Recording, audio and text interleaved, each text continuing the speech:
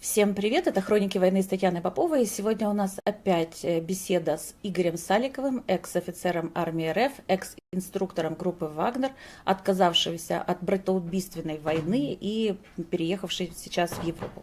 Добрый день, Игорь. Здравствуйте, Татьяна. Подписывайтесь на канал Игоря, он будет по ссылке в описании к этому ролику. Подписывайтесь на наш канал, ставьте лайки, распространяйте ссылки на это видео в ваших соцсетях и группах. Игорь, вы предложили такую интересную тему, все-таки откуда взялась СВО, почему за 3 дня и почему не удалось. Если можно, расскажите, что вы об этом думаете и почему не удалось. Да, то есть как бы подход к формированию. Ну, во-первых, это не спонтанная операция, не спонтанная война. А по большому счету это война. То есть это никакая не операция. Это понятно всем. Маломальским людям понимающим и соображающим. То есть, специальная военная операция, что к этому можно отнести? Это захват Аминовского дворца Таджбека, да, перед введением войск в Афганистан. Вот это классическая специальная операция, военная. У нее очень, во-первых, одна из характеристик основных – это небольшой срок действия. Временной, имеется в виду, временной. То есть, как бы вы планируете какую-то операцию, рассчитываете силы и средства этой операции, они тоже на них наложены, то есть они в ограниченном виде существуют. Вот. И потом временной, то есть там неделя, 2, день, 2, 3. То есть вот это вот называется специальная военная операция, которая может привести к какой-то там следующей. Да, там, то есть это предварительные действия. Основное это предварительно. Вот захват свержение Амина, уничтожение его, да, и захват ключевых позиций в Республике Афганистан, в Кабуле, действия нескольких групп, там, Гром и Зенит и мусульманского батальона 15-й бригады спецназа ГРУ, вот это классическая специальная военная операция. Вторжение в Украину – это война. То есть это военная агрессия. Вот, поэтому это придумываются термины специально, вот эти всякие закамуфлировать определенные вещи, чтобы не отвечать потом ни за что. То есть это путинские вот эти вот прибамбасы все. Ну и в частности, они и в Украине это придумали, там АТО, да, там как бы, ну там понятно, это территория одной страны, там нужно придумать, потому что выполнение, в том числе и КТО на Кавказе, да, в России. Вот. А здесь, когда одна страна проводит интервенцию в другую, это война, то есть это военные действия. Когда задействованы вооруженные силы, откровенно, не какой-то там спецназ, да, там, не какие-то там войска секретные, там, то есть выполнение операций там тайных каких-то там, да. А здесь, то есть Министерство обороны принимает со всеми видами и родами войск. Вот. Поэтому вот этот вот камуфляж, он бредовый на самом деле. Просто он рассчитан на идиотов. Соответственно, ее готовили, эту войну. То есть вот это вторжение, его готовили 1,5 года. Срок, то есть это минимальный. А почему вы знаете, что 1,5 года? Просто по тому, сколько времени нужно эти расчеты делать? Нет, это информация из штаба, ну, из штабов округов, в частности, из группировки В. То есть, в Ростове я это слышал, то есть, и в Луганске потом. Это цифра называлась, то есть, штабными офицерами высшего звена. Ну, от уровня генерал-майора. Даже там никаких там полковников там. И, соответственно, раз ее готовили, то готовили все. И вот это вот, значит, она не была внезапной. То есть это не скажем так, не война 41-го года, да, там, которая началось вторжение. Мы не берем 39-й год, а Великую Отечественную, вот именно когда немцы опередили, да. Сталин все-таки,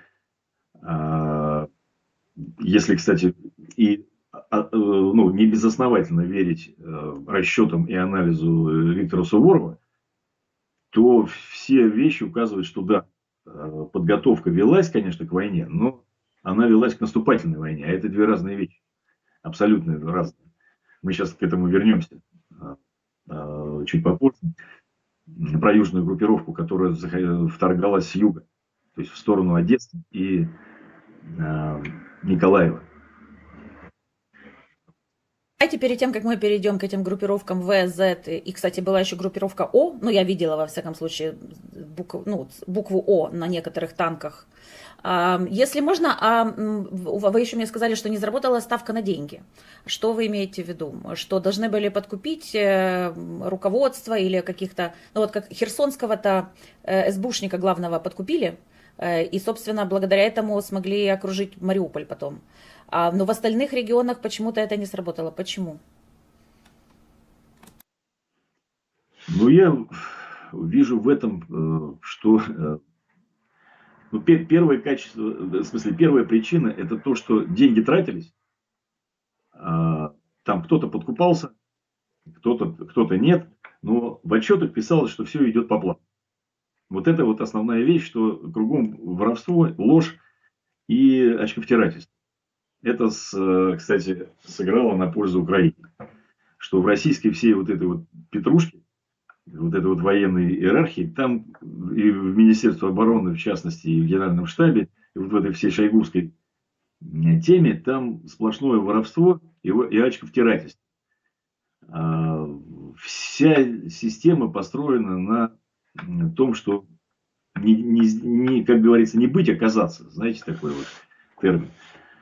Ну вот. И, разумеется, и ФСБшники в этом ключе ничем не отличаются. Вот эти все, значит, второй службы, там, контрразведки, все вот эти действия, все набивали себе карман. Представляете, какой там, то есть длительный промежуток времени, на маленьком промежутке времени, это легче, конечно, проконтролировать. Вот, грубо говоря, вы мне дали там 2 миллиона долларов, да, и сказали, сколько тебе нужно времени, там, до этого, там, ну, месяц, чтобы привести к какому-то результату. Через месяц, хлоп, где деньги, где результат? А когда это растянуто во времени там, на 8 целых лет, да, там можно придумать такие схемы и отписываться такими отчетами, и такие работы там придумывать, что там мама не горит.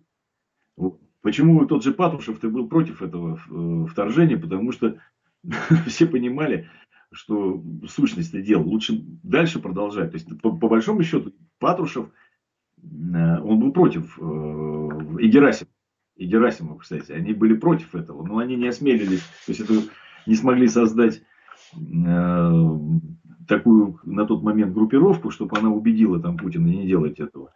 А Путин его склонили в ту сторону, где вот это шапкозакидательство и где вот эти вот очковтиратели, которые, кстати, сами уверовали в свои вот эти вот биатлоны там и так далее, и во все вот эти доносы, отчеты, которые шли из Украины. Якобы все купили, вот, все там вообще нормально, потому что я честно вам скажу, это доводилось вплоть до каждого солдата, ну, по крайней мере, до линейных командиров, что там нас ждет практически небольшие очаги сопротивления, которые быстро подавятся там.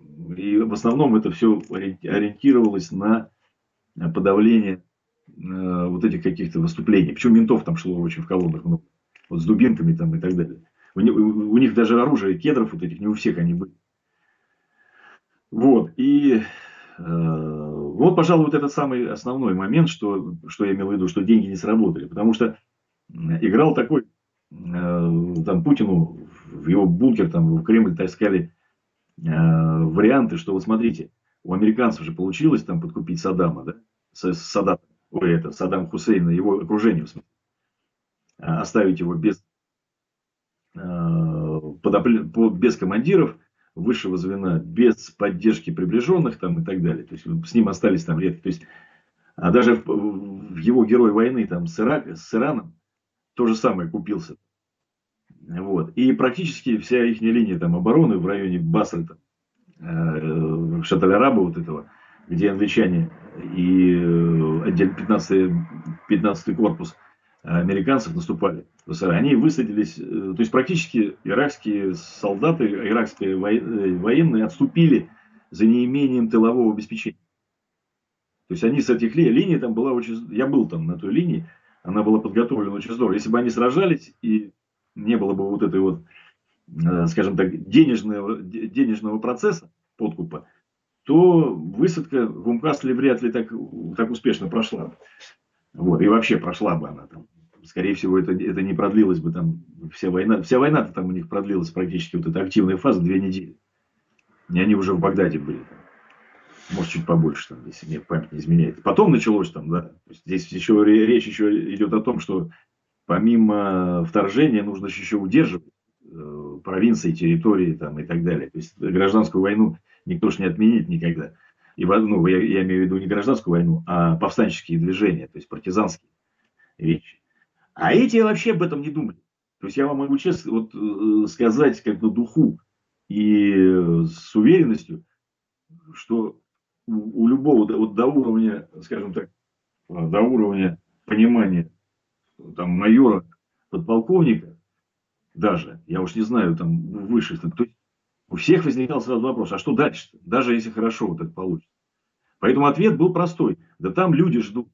То есть люди ждут.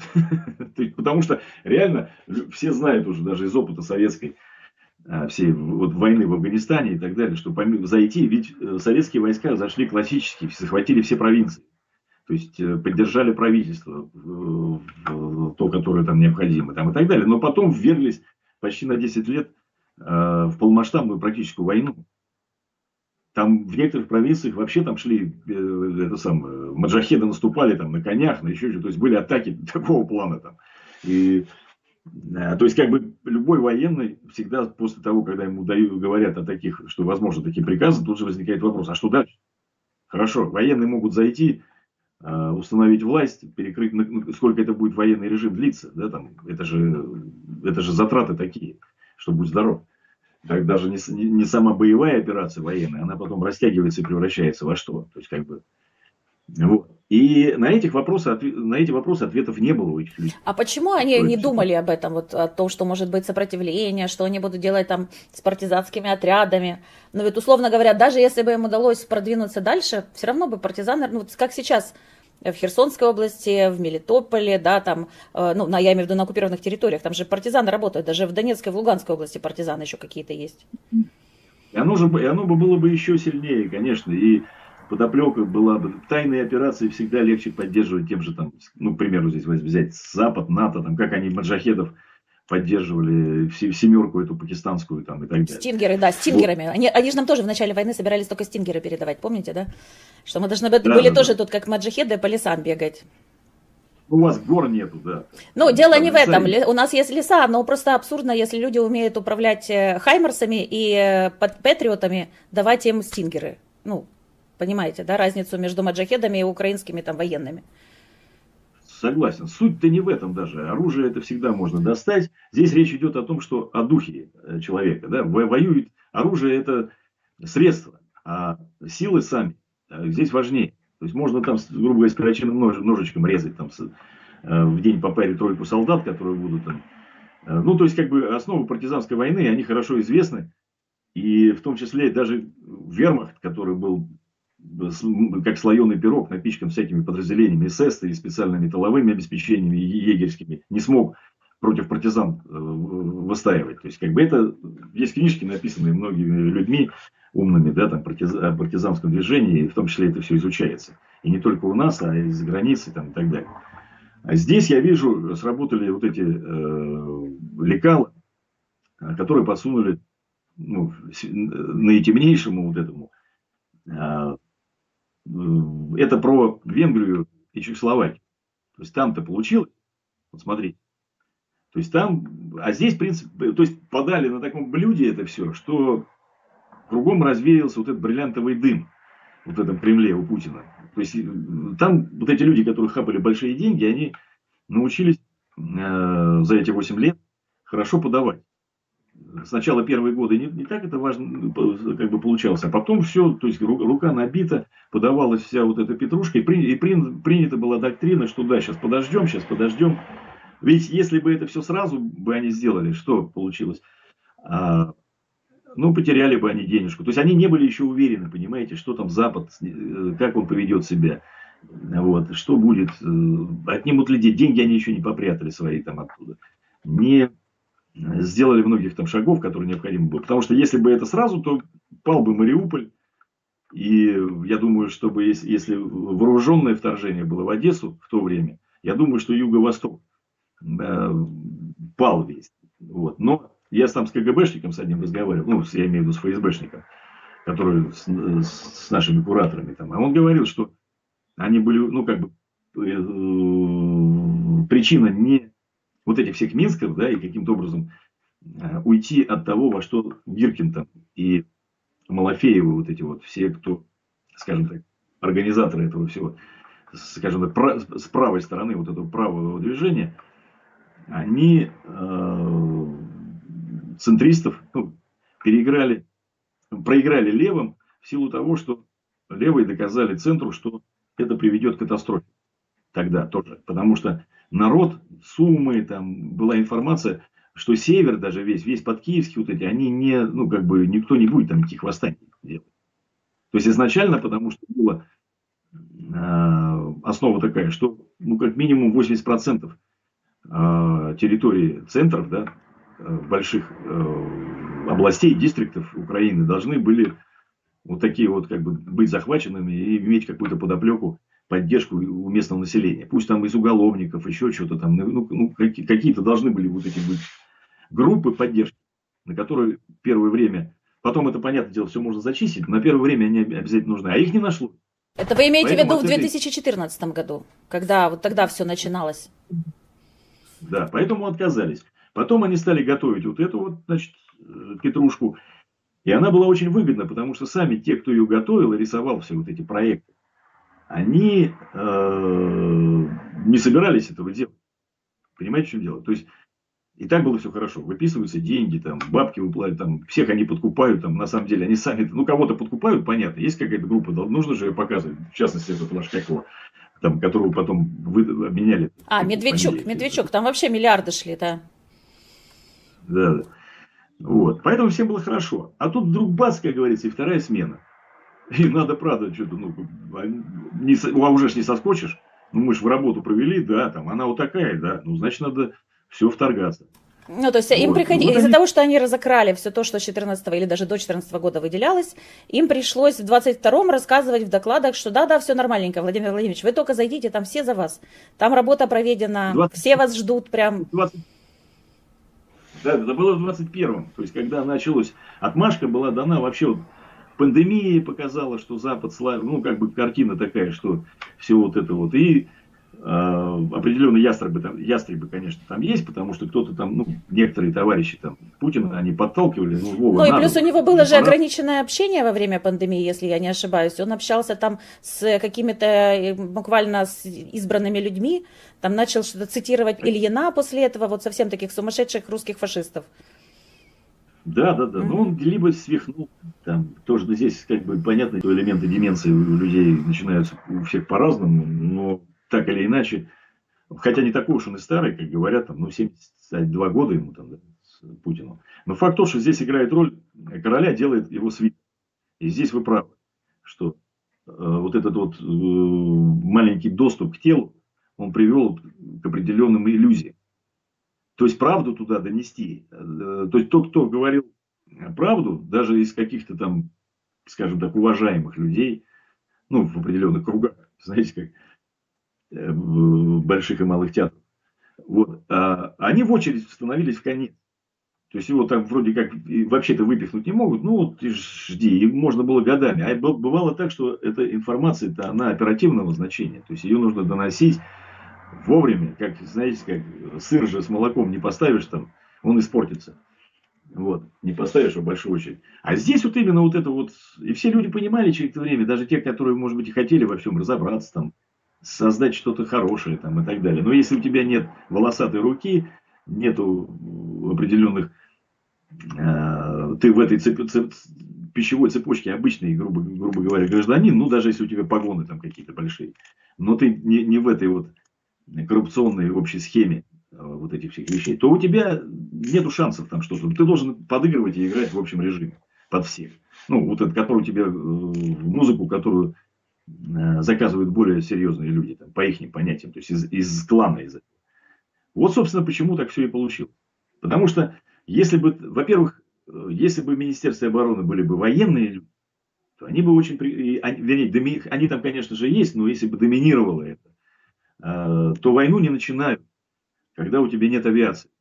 То есть, она у них на бумаге-то существует. Вот, когда не просчитана тема с ПВО, потому что в первые же дни было сказано, что уничтожили средства ПВО Украины. оказалось ложью. А так в планах было нарисовано. Они не могли отчитаться, что не оказывается. То есть нормальный военный докладывает всегда.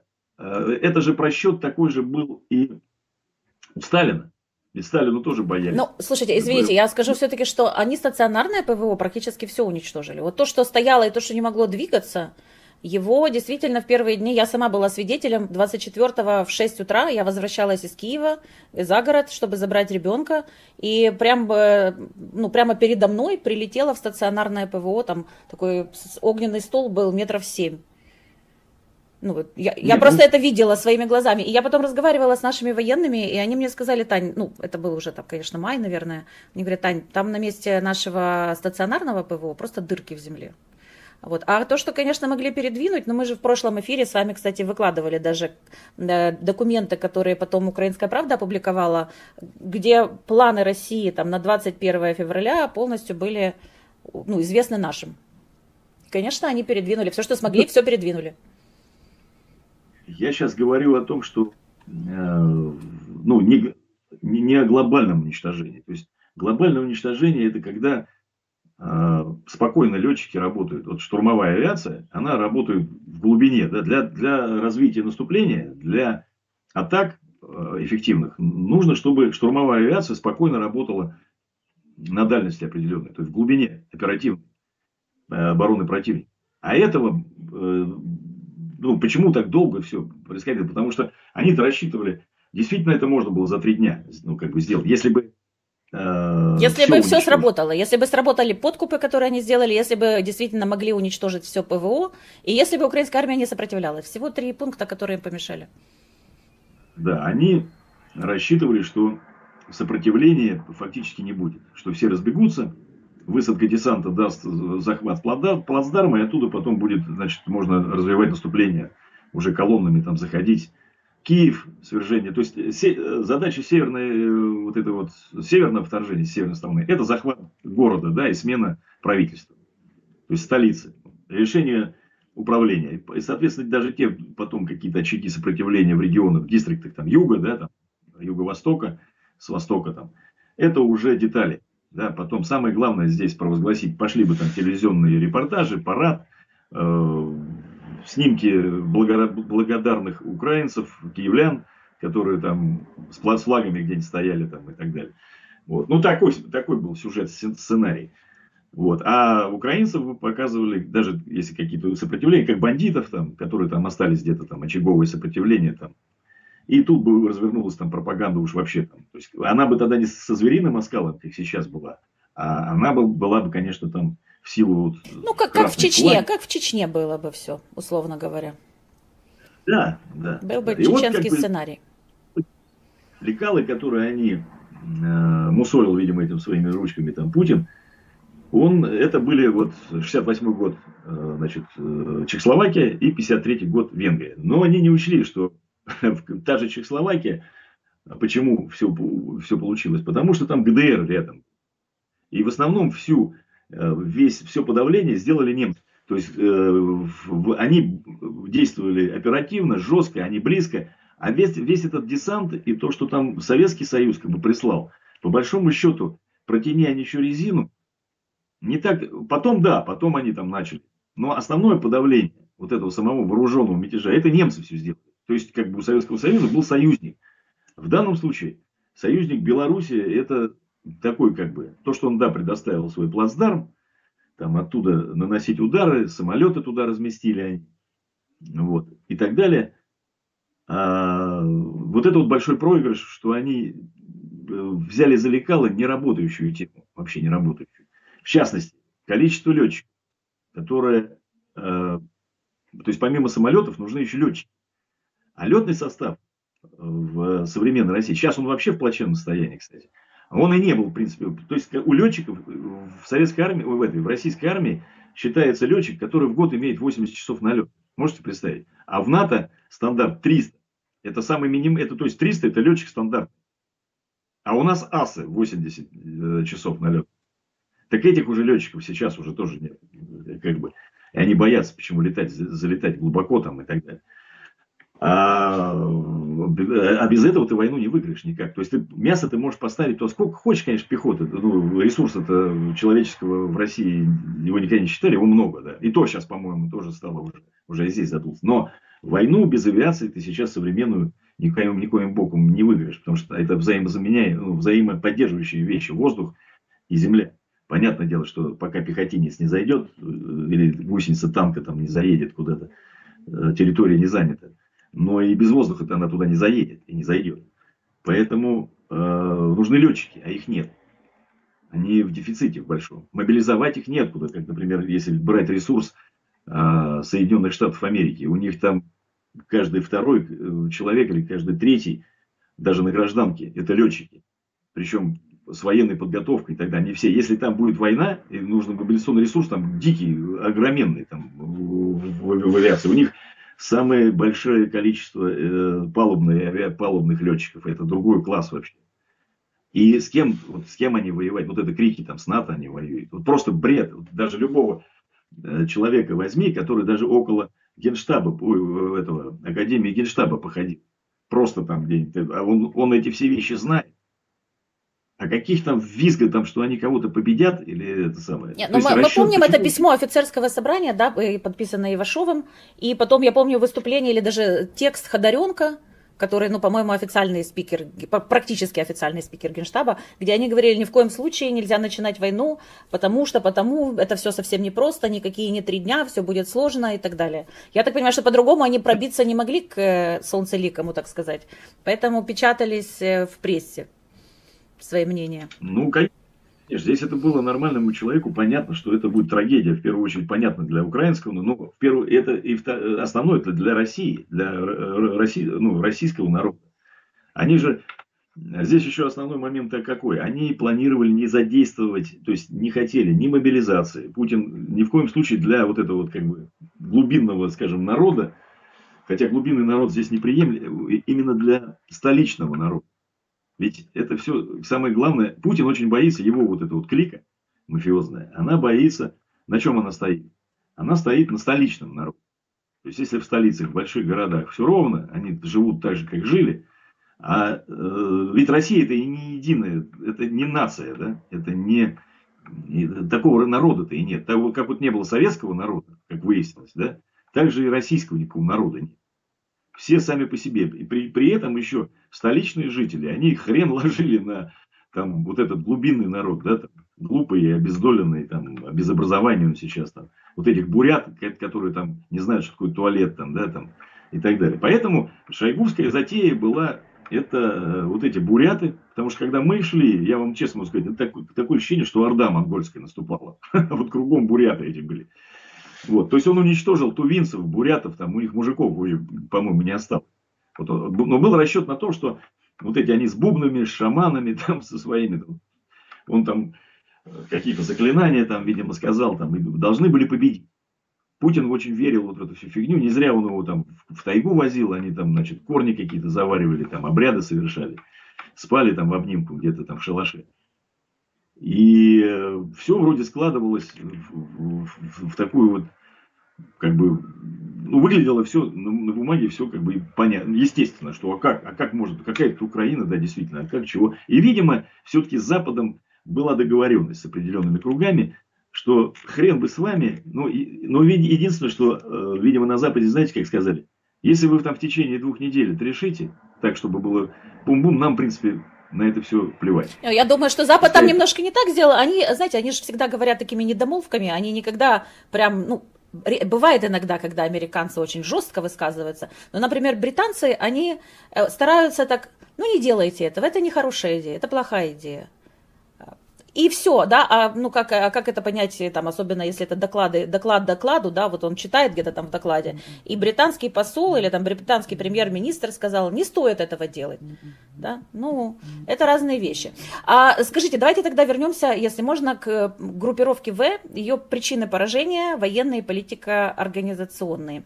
Имеется в виду та группировка, которая шла на севере, да, наступала на Киев. Вот, Совершенно к верно. сожалению, карта у меня начинается только, вот Deep State начинается только с 3 апреля, но здесь зато видно освобожденные территории, и там в Черниговской области еще видно, что на 3.04 не успели освободить. Я тогда вместо своего изображения вывожу карту, а вы, если можно, комментируйте, в чем причина неудачи этой группировки. Ну, первое, что к тому, что о чем мы уже выше говорили, это численность. Почему численность строилась не по принципу военному, а огневые средства и силы, которые необходимы для захвата территории. Эшелоны там просчитываются там, и так далее. Ну, это военная наука.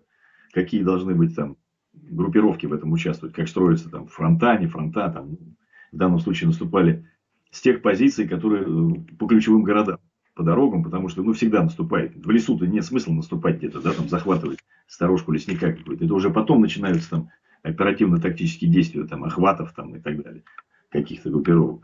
А по тем данным, которые они располагались, где силы сосредоточены в ВСУ, где будет оказано сопротивление, как оно будет там действовать и так далее, они, значит, одно из направлений это был Киев, значит, с той стороны, потом Киев с этой стороны, со стороны Чернигова, да, ну и, разумеется, на Харьков, вот это северное направление.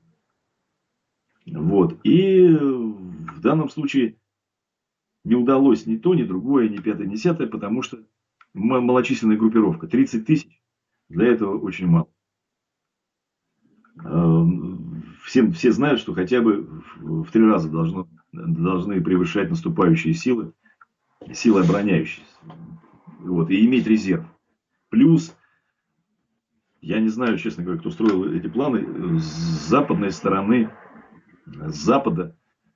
Вообще, почему вывели это войска? По большому счету, если бы, видимо, сделали намек, что тогда силы НАТО могли ввести подразделения на Западную Украину, чтобы высвободить подразделения ВСУ, которые могли войти в охват вот отсюда, с запада, со стороны Житомира.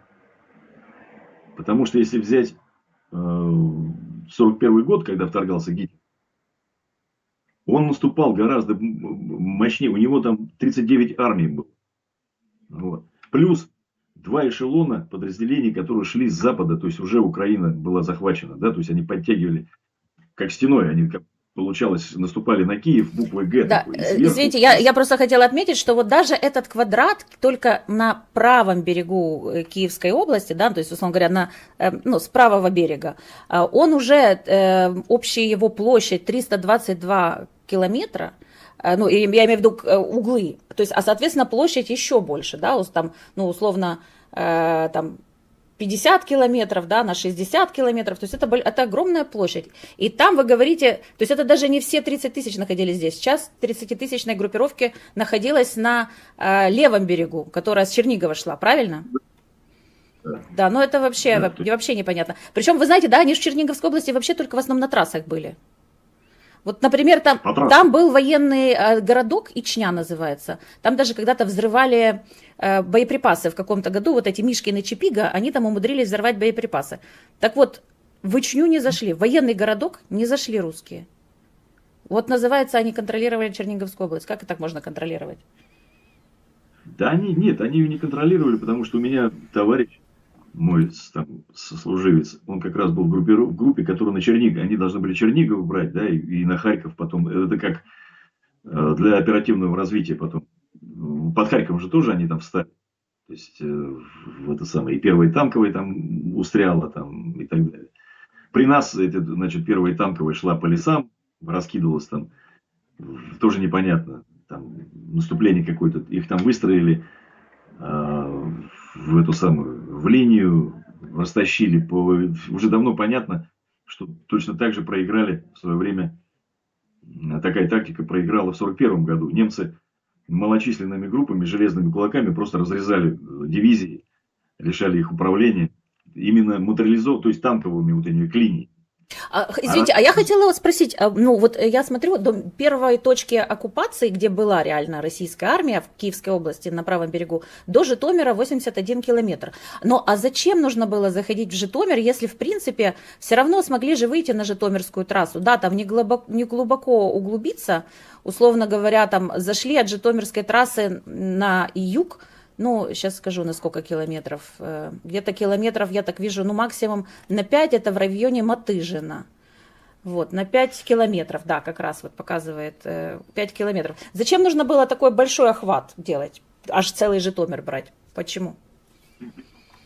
Нет, там этих сил не хватило. Дело в том, что одна из причин выхода и принять решение, что типа надо срочно сваливать или замаскировать это под какой-то там вид доброй воли, решение. Это именно вот этот момент, что наступать еще с другого конца, ближе там от Беларуси, где-то там, да, перехватывать дороги, и выходить, перекрывать, там не хватило бы ресурсов. Вот. А если бы, скажем так, та же Польша, видимо, это я сейчас делаю предположение, скорее всего, вот то, что в Турции слет вот этот был, а может быть и по телефону, было сказано: ребят, если вы будете действовать дальше там, то тогда... Ну, то есть, было оперативное окружение, угроза оперативного окружения и разгрома на севере. Они очень боялись. Поэтому они решили, а ресурсы туда переброски больше, потому что увязли уже и под Мариуполем как раз все вот эти вот бои, и в Одессе ничего не получилось, потому что мы сейчас же с вами вернемся, там, то есть юг должен был быть к тому времени, когда мы были в Киеве, да мы должны были быть в Киеве, буквально где-то до 29-30 был поставлен план, что они должны были к Приднестровью выйти, южная группировка. Извините, к 30 чего, марта или к 30 марта? Марта. Ага. Да. Ну да, тут как раз в этот момент уже вот видно первое отступление в Николаеве, когда они что же по трассе выстроились там, наши их подолбили, и они быстренько свернулись к Херсону. Хорошо, то есть почему из-под Киева вышли приблизительно понятно, недостаточная группировка и так далее. Знаете, что еще, я такого еще не видела, я поэтому у вас хотела спросить. Есть какое-то определение на территории Белоруссии, называется один камп номер 1 Дублин, а второй кэмп номер 2 Вепры. Это что? Не знаете? Вепрь, да. Ну, это какой-то лагерь, наверное. Лагерь 1, лагерь 2. Один назывался Дублин почему-то, один Вепрь. Это что? Ну, это лагеря, это с точки, откуда формировались группы для захода на север. Ага, понятно. Просто я не знала этого. Понятно, интересно. Хорошо. Вот это у нас группировка В. Вы хотите еще что-то добавить по Чернигову, по Харькову, по Сумам? Ну, там очень много, я боюсь, надо разбирать, это можно отдельно этому посвятить. Основная вещь, что расчет, во-первых, стратегический, просчет стратегический. То есть, изначально это был поставлен план, который невыполним. Ни силами, ни средствами. В смысле, не с правильным подсчетом сил и средств, которые необходимы для этого. И, соответственно, по ложным разведданным. Вот. И отсюда все вытекающие. То есть, и плюс... столкновение с противником вышло не так, как вообще было нарисовано во всех этих отчетах и так далее. Это все равно, знаете, как к вам приходит какой-то ваш товарищ и говорит: пойдем, помоги, там меня вот обижают, там, а кто тебя обижает? Да там один, он вообще слабак. Ему там, ты сейчас только появишься, он испугается. И ты приходишь, а там стоят 3 лба, в смысле спортсмена, которые там и ты к ним, ты уже пришел, и тебя начинают бить. И поэтому ты думаешь: да ну нахрен, надо руки в ноги и бежать. Вот если так, может быть, не очень корректно, но зато точно. Вот так и получилось. И потом нужно было делать хорошую мину при плохой игре. Вот, то есть изобразили, что как оттуда свалить, потому что если бы эту группировку там разбили, или бы взяли в клещи, или вышло, могли развитие совсем по-другому пойти. По большому счету, что ушли оттуда, это правильно. Если я сейчас с точки зрения, сейчас говорю, как противника, да, вашего, со стороны я был в частях тех, которые вторгались в Украину. Вот, сейчас я таковым не являюсь, и как бы я... Кстати, нам надо было стрим начать с того, что соболезнования и народу, и жертвам вот этой вот бесчеловечной атаки, родителям, это национальная, конечно, трагедия такая. Вот. И конечно, за это надо мстить, и это кровь детей. Там и так-то родители, конечно, у них, у меня знакомый, друг, у него сын болел. Вот, ну, я знаю, что это такое. Вот, ну, не сам, слава богу, как говорится, это самое, никому не пожелаешь такого вообще. Но это очень тяжелое испытание. Эти родители, которые вот с детьми там, у них так-то жизнь тяжелая, у детей. А еще вот такую хреновню, я не знаю, кто, как у кого, как у этого летчика, который на сброс там эту ракету пустил. А там причем это была не одна. Да, и причем Только я уже Ха-101. явно, да, это Ха-101, и явно ее никто не сбивал. То есть она просто шла в детскую больницу. А как вы Да, а как вы объясняете, зачем это? Просто чтобы всех запугать и показать, что смотрите, какие мы можем ваших детей уничтожить? Вот что это? не знаю, Татьяна, вы знаете, у меня нет ответа на этот вопрос. Единственное, что я могу сказать, констатирую факт, я сам разбирал все это дело, там зафиксировано, да, что это Ха-101, и что выпущена она была с тушки. То есть и под этим делом были подняты самолеты прикрытия. Это Су-30, Су-30СМ, вот эти вот, с Брянской области. Они обычно вылетают, когда прикрывать надо что-то. У них есть ракеты воздух-воздух там, вот, которые тоже могут заменить. И они отбомбометались, бомбы вот как раз там до того, как Ха-1, как Ха-101 прилетела, там прошла бомбежка. Там еще пробомбили. Вот. И ответа, логики, честно говоря, у меня нет. То есть, вроде там этот, даже с точки зрения, если брать этого товарища, да, там, который не товарищ, но я в кавычках беру этого негодяя, Путина, к нему Орбан приехал, да, то есть они сейчас какую-то операцию такую специальную проводят. Орбан попер в Китай, и теперь вроде, до этого он ездил к Зеленскому, и вроде бы как, ну, нужно, а перемирие нужно. Вот это вот, вернее, остановка огня, ну, то есть они там какую-то продвигают какую-то тему. Она нужна, вы считаете, она нужна Путину, да? То есть он ее как бы хочет, эту остановку огня? Он не перемирие, конечно, или там мира какого-то с Украиной и так далее. Он хочет это все продлить, ну, остановить пока. Вот, зачем тогда бить по детской больнице в такой ситуации? Вы же понимаете, что это вызовет сейчас... Ну, я не гарантирую, что прям завтра нам томагавки передадут, но разговоры начнутся о том, что нужно бить по этим аэродромам, где базируются эти самолеты, сушки, ну, не тушки вот эти, да, стратегические бомбардировщики. Ну, а какой еще вариант? Какой вариант остается, если показательно бьют по центру города там цирконами, кинжалами, да, вы же знаете, да, там были цирконы, кинжалы, калибры и И последние ракеты пропускаются и падают на детскую больницу. Ну вот, какой ответ должен быть у Запада? И что должна теперь украинская дипломатия делать? Естественно, требовать уничтожения баз базирования этих стратегических бомбардировщиков. Конечно, по законам войны, откуда взлетали эти самолеты, это законы. А потом, еще раз говорю, я вот в своем стриме говорил, и это никакой там не терроризм, не кровожадность. Законы войны. Летчики, вот у них и сейчас там, то есть ГУР должен действовать, военная разведка, по уничтожению летчиков, по уничтожению семей. Вот чтобы они, это нормальная вещь, восприять, потому что не Путин же сбрасывал, нажимал вот на этот рычаг сброса ракеты, на выхода на марш. Это делали летчики. Так вот надо, чтобы летчики эти в кошмарном сне, они бежали бы от этих, вот, когда им происходит полетное задание, когда им выдают, чтобы они искали причины, чтобы бежать с этого аэродрома там, или там, значит, пургена напиться, там, чтобы у них они отмазаться и не выходить в аэродромную группу в эту там, и так далее. То есть, или вообще увольнять. Вот там и так летчиков мало сейчас. И вот нужно вот это сделать. А это возможно сделать только, как хотите назовите это, террористическими методами. И у войны есть в том числе и террористические методы. И если перед вами террорист, то вы его убеждениями какими-то там и моральными сказками никак не остановите. Вы действовать должны симметрично. Вот. И я вижу, что в этом есть ключ. Там, допустим, Путин, да, он там в бункерах сидит, а летчики-то все известны. Мне уже известно все. Понимаете, в чем дело? Я уже вот просчитал, сидя, и я думаю, что и в разведке все это известно. Уже давно. Откуда взлетали самолеты, какие экипажи в этих авиационных полках бомбардировочных. Уже опубликовали даже фамилии летчиков, которые там работали на этих аэродромах и на этих самолетах. Там уже все опубликовано даже сегодня. Даже пока просто заявить, что вот такая-то группа, даже вот эти вот легионеры, которые, да, русский корпус, этот легион, вот этот, значит, Илья Пономарев, просто взять и заявить, мы идем за вами, ребят. Вот они уже начнут сейчас, это самое очко у них жим-жим будет. И поверьте, там у них сейчас есть летчики, которые реально отказываются от этого. Надо просто, Я чтобы это знаю, сделать. я знаю, я беседовала с тремя пленными летчиками, и жену одного на тот момент уже посадили в тюрьму. Жена второго очень сильно боялась, я с ней разговаривала по телефону, и она очень сильно боялась и говорила, что никогда не обменяют.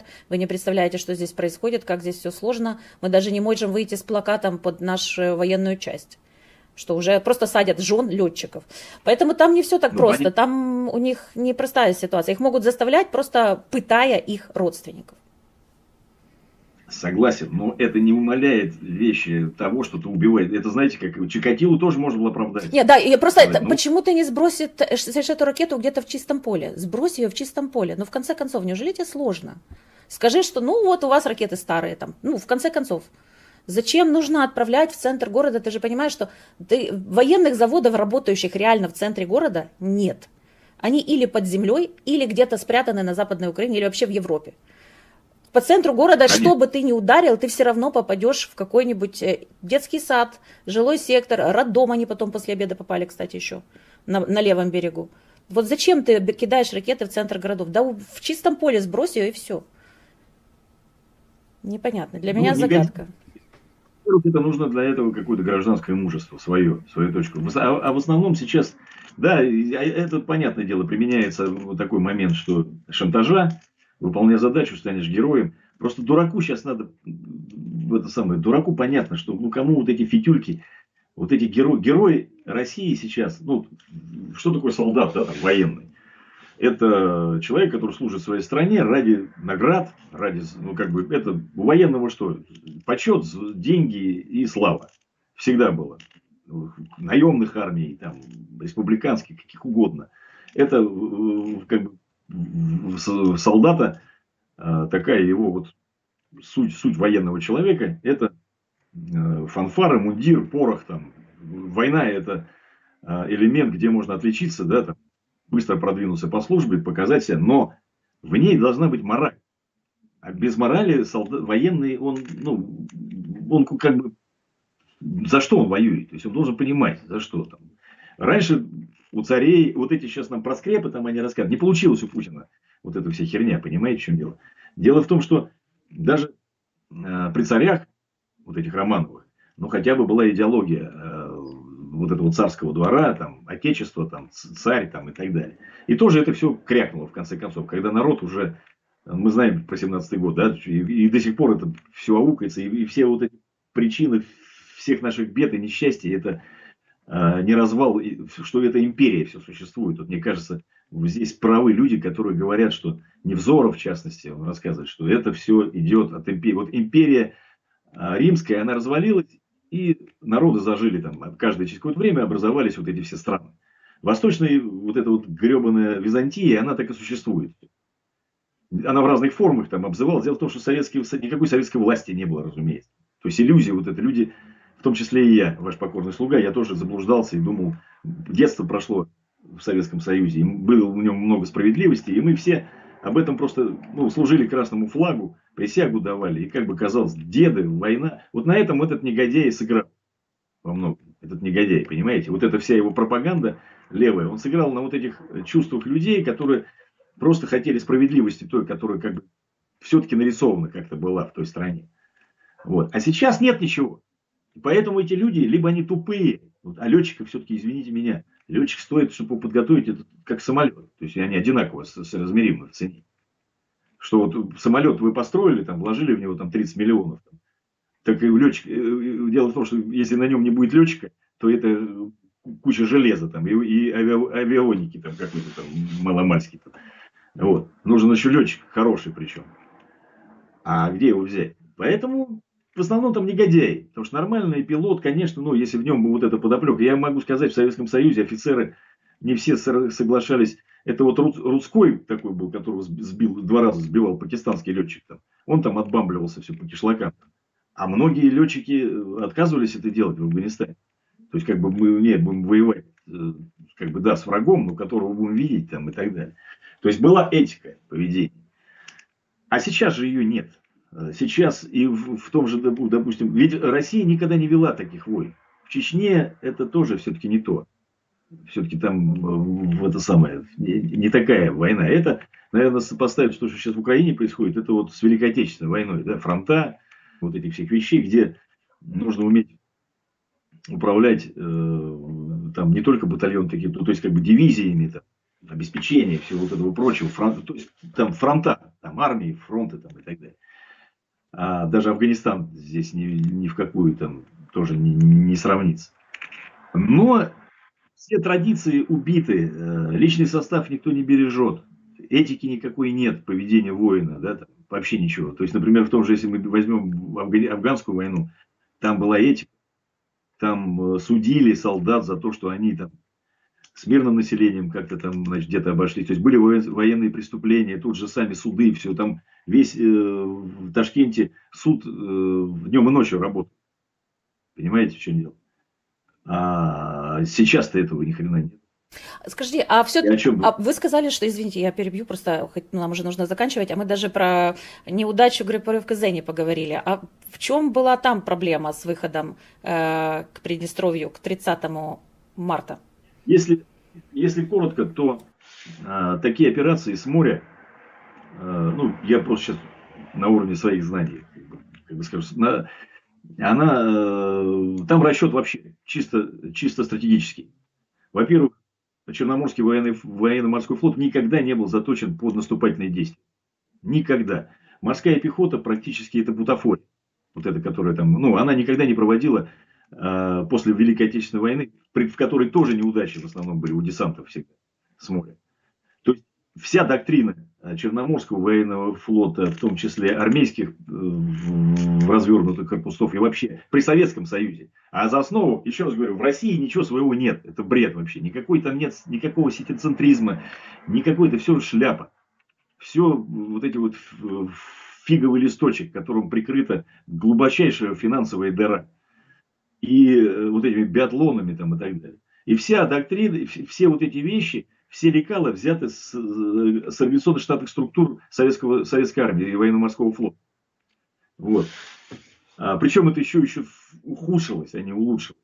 Я извиняюсь, я для зрителей скажу, что я сейчас показываю карту уже юга Украины, начиная тоже с 3 апреля. И, кстати, напомню, что 14 апреля был потоплен флагман российского флота крейсер «Москва».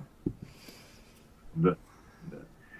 Вот эта причина всего в том, что эта группировка, а без нее захватить береговые, значит, узлы, опорные пункты противника, на которые ты атакуешь, невозможно. То есть обязательно поддержка с моря, значит, волновые тактические операции, начиная там с высадки спецназа морского, там групп этих самых, ну и парашюты в том числе, может десант быть там, какие-то ключевые суда. Но в данном случае там группы ПДСС, которые должны были очень оперативно тактически работать. Потом морской пехоты, значит, десанта, там, любого, там, все силы поддержки там, и так далее. И все это поддерживаться должно с огнем. Огнем с воды. В том числе нужна авиация морская. То есть морские летчики нужны. Этого ни хрена нет в нужном количестве в России. То есть, когда такую ты операцию планируешь, она просто рассчитана была на парадность, да, больше, вот парадность. Украина дала небольшое сопротивление, я просто как бы анализировал, смотрел, ну, не сильное там было сопротивление, ну, тоже были ограничены в ресурсах, там, в силах и средствах. Но, тем не менее, она смогла добиться остановки, да, этого всего процесса. Не сорвала просто этот план. Вот. И это говорит о том, что дело в том, что, понимаете, в чем дело? Когда ты нарушаешь, вот ты готовишься, скажем так, изучаешь вид боя какой-то, скажем, ну, как единоборство есть там, да, а он рассчитан на то, что ты используешь силу противника. Там, ну, допустим, ты в сам первой атаке, так же, как, например, вот у самураев бой на катана, то есть самурайский бой, у него нет приемов защиты, только нападение. Если его атака отбивалась, скажем так, с холодным оружием противника, то самураю легко там его перешибалась, отрубалась эта рука и так далее. Это раздутые все вот эти эффекты, ну, типа самураи какие-то, они воины. То есть у них основная их это наступательная тактика, да, атака. Там, сразу отрубил кому-то голову там, и все. А если не получилось, то получай обратно. Вот. А есть другие виды спорта. Так вот, юг России строился всегда по принципу политических ресурсов. То есть, как бы в основном оборонительного характера армия там содержалась и флот. А дальше решали политики. Наступательной доктрины не было. И вооружение все строилось там, и вся вот эта система управления там, и так далее, которую годами, и ты ее не разрушишь. То есть нужно было, это не такие реформы, там, это все изменит, Сердюковщина, там, Хреновщина и всех вот этих вот, это самое, так называемых клириков, вот этих Минобороны, там, и Шойгу тем более. Там. Вот. Кстати, у Сердюкова и то больше было действительно нормальных вещей, которые он действительно делал, которые были полезны, что интересно. Так вот, а тут вот этой вот заточенной системы, которая должна была просто... Вот если бы, допустим, напал кто-то бы там, вот, к примеру, там, да, пришли там несколько эсминцев и крейсеров, фрегатов, там, турок там, или румын, вдруг начали... вот эта группировка могла эффективно обороняться, в принципе. Оборону она могла держать. И не берусь судить как, сколько там и так далее, но оборонять она бы, ну, как бы, ущерб какой-то противнику нанесла. А для наступать она не могла вообще, она там, ни командиры на это не заточены. Ну, то есть, понимаете, это вся система, сейчас долго мы с вами будем каждое направление, каждую линию рассматривать и развивать. Но если вот так одним словом, основная причина это в том, что это не наступательная группировка. То есть, оборонительную, заточенную под оборону машину, пусть плохенькую, там, какая, как говорится, есть. Но ее еще кинули выполнять несвойственные ей функции. Кинули ее в атаку. Вот. И все эти силы и средства оказались негодными. Они не могли себя эффективно поддерживать, развивать, что там даже что-то получалось там и так далее. И этим грамотно воспользовалась оборона Украины. Которая там, даже они остров захватили, вот этот, да, там, и удержать его не смогли. Понесли потери, в том числе там генералы, адмиралы погибли там. И так далее. То есть, хотя, по большому счету, он играл большую, конечно, роль. Его можно было это около... Вы про остров Змеиный, который, да, Угу. Вот. Ну, то есть, это вот как у нас получилось под Гостомелем, да, за Ирпением там, в Мощуне, да, там, развить что-то получилось, а удержать это невозможно. Потери понесли, а пришлось потом через 3 дня это все бросить. Вот, как бы, вот такая тема. Поэтому, подводя итог, фиговый листок, если коротко. Поэтому меня очень удивляет, почему, ну, на самом деле, почему возникает вопрос, вот этот конспирологические всякие проекты и мысли, что эта война кому-то нужна. Там, она не нужна ни русским, ни украинцам. То есть, я хорошо помню, что в 2014 году, так называемый этот, все-таки термин применим, глубинный народ, я со своими друзьями разговаривал, никто не мог понять, зачем это все надо. То есть, зачем ты там туда пошел, а зачем вообще вот это? И как бы украинцев никто не были никогда врагами. Ну, кто-то любил украинцев, кто-то не любил. Это нормально, кому-то одно что-то нравится, кому-то другое. Но факт тот, что меня через стенку, через забор, Западную Украину украинцы делали, крышу крыли соседу там. Так. Вот. А сейчас это все доведено, да, вот, да. В первую очередь, кого нужно вешать прилюдно потом, это вот эту всю телевизионную шайку, которая в телевизоре там живет, вот это всю эту падлу. Вот. А ущерб наносится, конечно же, украинцам, все, ну и русским. То есть, это, я не знаю, наш народ бросили на несколько... ну, это как немцы потом. Немцы-то смогли, конечно, выйти из этого всего спустя сколько лет там, да? А выйдем ли мы? Какое там оправдание потом нужно быть, что вот это творилось? Поэтому, я прошу прощения, мысль немножко потерял. Ну да, я поняла. И вы еще единственное, что написали мне, что неожиданно совершенно стойкий отпор ВСУ и результативность территориальной обороны. А что вы имели в виду? Что, ну, неожиданные действия или прям личная самоотверженность? Потому что я слышала и те, и другие версии, что и стратегия обороны была правильная. Это, конечно, говорили мне комбриги и там на уровне вокруг Залужного люди или Сырского. С другой стороны, мне вот один народный депутат сказал: Таня, прежде всего, это то, что наши люди бросились защищать свою землю. Ну да, здесь комплекс. Здесь и военная составляющая. Во-первых, армия уже не та была, не в тот промежуток времени, когда у вас после 2014 года, да? Отличалась Многие. украинская армия в 22-м от 14-го достаточно сильно? Да, да, конечно, конечно. Вот. А, армию же очень можно быстро разложить, когда командиры перестают, они не понимающие приказ выполнять. Да? Вы просто решите. Армия же это такая структура-то иерархическая. Вот. А если вы, какой бы вы ни были хороший командир и грамотный, если вы лишены управления, то что вам делать? Вы даже при любом раскладе вы будете отступать. Ну, не будете там. Ведь отдать приказ, чтобы кого-то убивать, это не так просто. Да, там, стрелять или идти гибнуть своих солдат, посылать. Это все не так просто. Нужна вот эта вот цепь веры, цепь приказов вот этих вот и так далее. Вот. А в данном случае, в этом вот в 22 году это все вот сошлось в единой точке. Под Гостомелем никто не побежал. Значит, аэродром не бросили. Туда, наоборот, стали стягиваться все. То есть десант не был вообще рассчитан. И то, что мы наземное вот это вот не прорвалось, везде очаги сопротивления. А у нашей группировки, у нее не был продуман вообще абсолютный тыловое обеспечение. Тыловое боевое. Здесь тыловое это не только там жратва и все, а это боеприпасы. В первую очередь. Ну вы же должны были за 3 дня дойти до Киева. Чё ж, вернее, вы даже должны были в первый вечер дойти до Киева, а остальные за 3 дня. Так что ж там вам, зачем вам тыловое? У вас типа все есть на 3 дня. Совершенно верно. Совершенно верно. Так вот, а когда ты уже застреваешь, да, тебе уже и солдат нечем кормить, и БК заканчивается, и все вот это, а колонны у тебя в тылу, и тылы, получается, нет, их жгут. То есть, как бы понеслось, что ты оказался как в Афганистане. То есть, начали сжечь колонны, начали убивать посты и расстреливать. Просто обычные граждане. Почему с нашей стороны жестокость, да, такая пошла? Потому что гражданские люди стали сопротивляться. А об этом же никто не говорил. Вот. И здесь нужно отметить отдельным текстом, что Зеленский не побоялся оружие людям раздать. Понимаете, в чем дело? То есть, это была, значит, уверенность. Ну, то есть, это уже нация, это народ. Когда правитель, у нас же этот хмырь, он же боится своего народа, он же не раздаст, он в Белгороде, он же не раздал людям оружие. Сказать, ребят, ну не можем мы защитить. Как должен был повести себя действительно лидер, которого они рисовали 80% поддержки? Кого он тогда боится? Там есть у нас, ну как бы по словам Гурилева, у нас 20% негодяев, да, как бы, а 80% это все за Путин.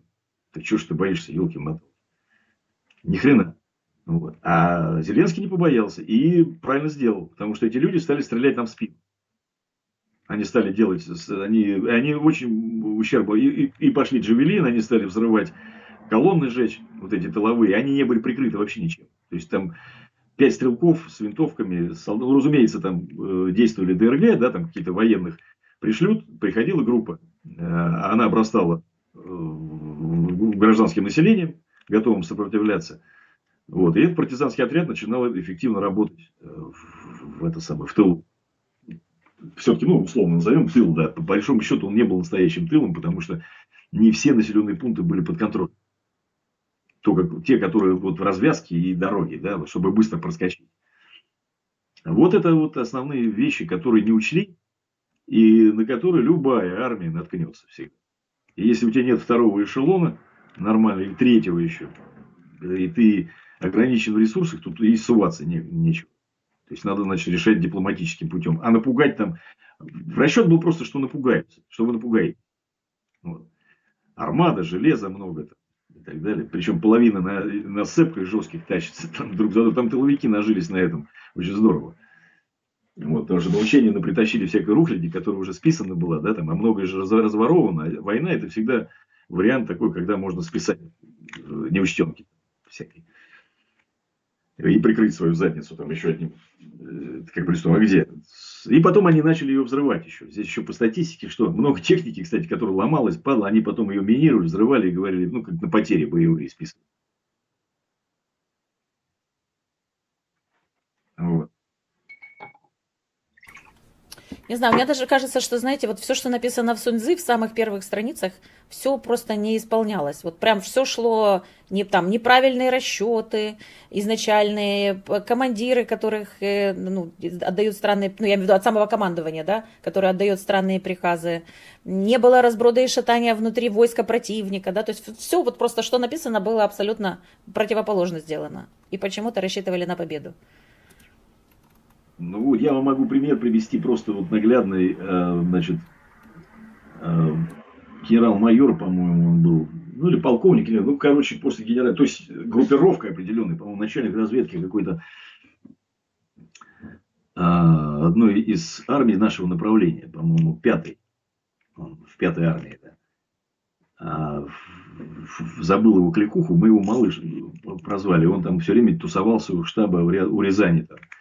Так от разработки вот этой операции на Ирпене, он, значит, в нашей группе, представляете, говорит, разработка операции, он говорит, ну мы раскошмарили артиллерию, танки же это подвижные цели, там, как, понятное дело, их артиллерии накроют, они начнут ездить, разъезжаться, а тут вы их из гранатометов накроете.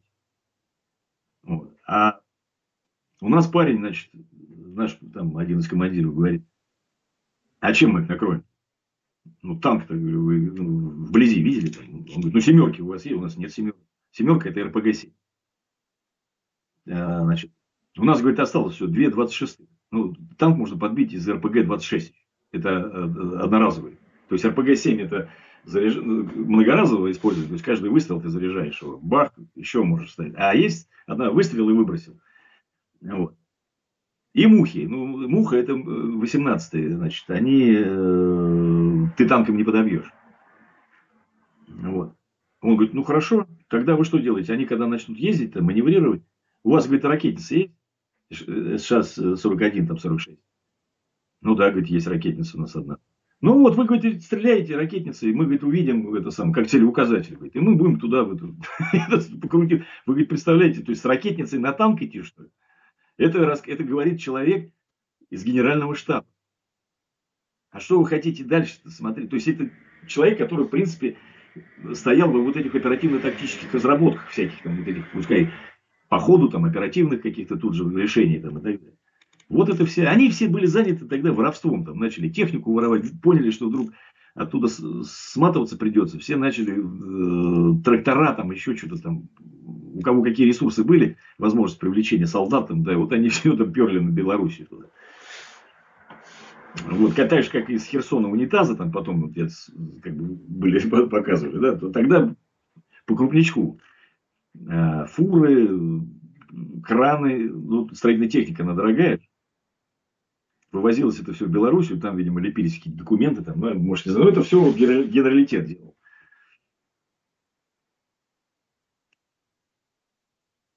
Чувствую, Игорь, нам нужно будет с вами еще продолжить беседу, потому что сейчас мы уже больше часа разговариваем, и я так понимаю, что вам нужно куда-то бежать. Спасибо вам огромное. Напоминаю, что с нами был экс-офицер армии Российской Федерации, экс-инструктор группы «Вагнер», перешедший на сторону света, Игорь Саликов. Подписывайтесь на его соцсети, подписывайтесь на наш канал, ставьте лайки, распространяйте ссылки на это видео в ваших соцсетях и группах. И увидимся на следующей неделе.